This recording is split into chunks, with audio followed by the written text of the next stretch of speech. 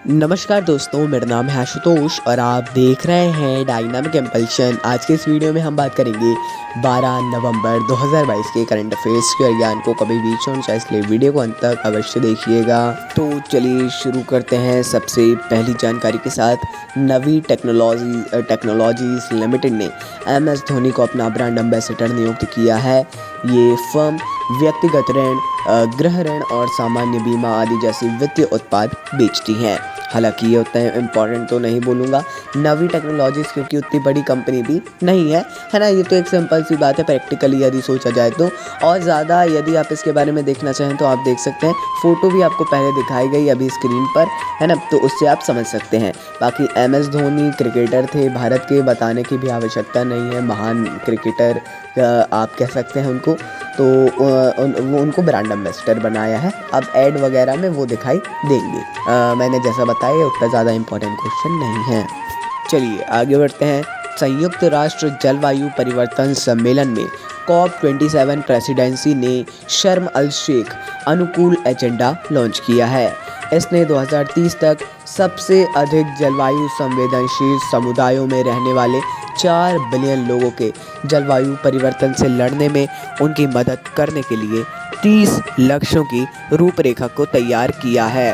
देखिए, ध्यान रखिए, संयुक्त राष्ट्र जलवायु परिवर्तन सम्मेलन को इस बार शर्म अल शेख में आयोजित किया गया है। उसी में इस एजेंडा को आप कह सकते हैं हर जो वहाँ पर शामिल हुए उन्होंने हस्ताक्षर किए हैं, माना है अपने देश में। आइए आगे बढ़ते हैं। स्पीयर कोड ने वालोंग दाओ डिवीज़न के युद्ध के चल रहे डायमंड जुबली समारोह के हिस्से के रूप में अरुणाचल प्रदेश में के वालोंग सर्कल में स्थानीय आबादी को शामिल करते हुए एक मेले का आयोजन किया। भारतीय सेना के द्वारा इसका आयोजन किया गया। सिंपल भाषा में 1962 में चीनी आक्रमण के खिलाफ भारतीय क्षेत्र की रक्षा करते हुए भारतीय सेना के बलिदान की स्मृति के समारोह के तौर पर इसको आयोजित किया जा रहा है ना। चलिए आगे बढ़ते हैं। अगली जानकारी, यूक्रेन ने नोम पेन में अपने कंबोडिया शिखर सम्मेलन में आसियान के साथ एक संधि पर हस्ताक्षर किए हैं। यूक्रेन के विदेश मंत्री दिमित्रो कुलेबा ने कंबोडिया की अध्यक्षता में इसका 50वां सदस्य बनने के लिए एक treaty of Amity and cooperation in south east Asia पर भी हस्ताक्षर किया है। नाम याद रख लीजिए, यूक्रेन ने ऐसा किया है और ये 50वां सदस्य बनने जा रहा है आसियान का।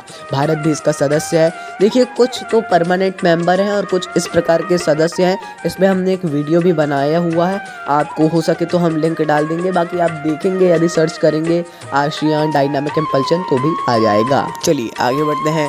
गृह मंत्रालय ने देश भर में 576 भाषाओं और बोलियों का मातृभाषा सर्वेक्षण सफलतापूर्वक पूरा कर लिया है। राष्ट्रीय सूचना विज्ञान केंद्र में प्रत्येक देशी मातृभाषा के मूल स्वाद को संरक्षित और विश्लेषण करने के लिए एक वेब संग्रह की योजना बनाई गई है। हो सकता है जल्दी हमें इस पूरी रिपोर्ट को देखने मिले। पूरी रिपोर्ट जब भी आती है आप लोग देख लीजिएगा स्वयं से, हम भी हालांकि जानकारी उपलब्ध करा देंगे, है ना। तो चलिए आगे बढ़ते हैं अगली जानकारी की ओर। केंद्रीय मंत्री डॉक्टर जितेंद्र सिंह जी ने हरियाणा के फरीदाबाद में जीवन विज्ञान डेटा के लिए भारत का पहला राष्ट्रीय भंडार भारतीय जैविक डेटा केंद्र लॉन्च किया है। ये भारत में सार्वजनिक रूप से वित्त पोषित अनुसंधान से उत्पन्न सभी जीवन विज्ञान डेटा को संग्रहित करने के लिए अनिवार्य है ना। ये भी एक इम्पॉर्टेंट है। कहाँ पर? हरियाणा के फरीदाबाद में। ऐसा ये भारत का पहला राष्ट्रीय भंडार है, भारतीय जैविक डेटा केंद्र, है ना। तो उतना इम्पोर्टेंट भी नहीं बोलूँगा फिर भी, लेकिन हाँ आप पढ़ लीजिएगा इसके बारे में, ये केंद्र के बारे में पढ़ लीजिएगा। चलिए अगली जानकारी को देखते हैं। कोटक महिंद्रा बैंक ने सूक्ष्म लघु और मध्यम उद्यमों के लिए MSME, आप जानते हैं MSME के लिए मर्चेंट वन अकाउंट लॉन्च किया। ये छोटे खुदरा विक्रेताओं सहित MSME की बैंकिंग और अन्य व्यवसाय संबंधी ज़रूरतों को पूरा करने के लिए एक ही स्थान पर समाधान है। उतना इम्पोर्टेंट तो नहीं है ये भी, लेकिन हाँ फिर भी पढ़ लीजिएगा इसके बारे में भी, बैंकिंग के क्षेत्र से आ सकता है तो पढ़ लीजिएगा। चलिए अगली जानकारी। केंद्रीय मंत्री भूपेंद्र यादव जी के द्वारा नई दिल्ली में बीमाकृत महिलाओं के लिए ESIC मातृत्व लाभों का दावा करने के लिए एक ऑनलाइन पोर्टल शुरू किया है।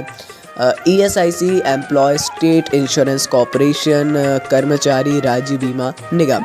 इन्होंने मातृत्व लाभ इनके पहले मिलते थे लेकिन ऑफलाइन था सब, अब इसके लिए ऑनलाइन पोर्टल लॉन्च किया है।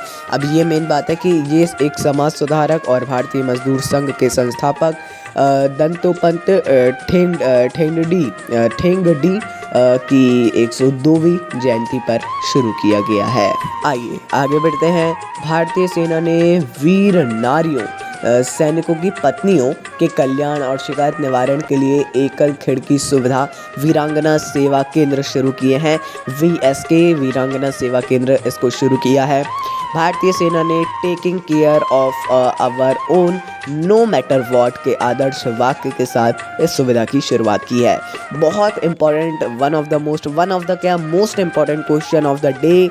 पढ़िएगा सब इसके बारे में और ज़्यादा अवश्य पढ़िएगा, इतना ही मत छोड़ दीजिएगा। तो चलिए दोस्तों, ये थी अंतिम जानकारी। बाकी आपको कुछ भी कन्फ्यूज़न हो आप कमेंट में तो पूछ ही सकते हैं। बाकी मिलते हैं अगले वीडियो में। नमस्कार। डायनामिक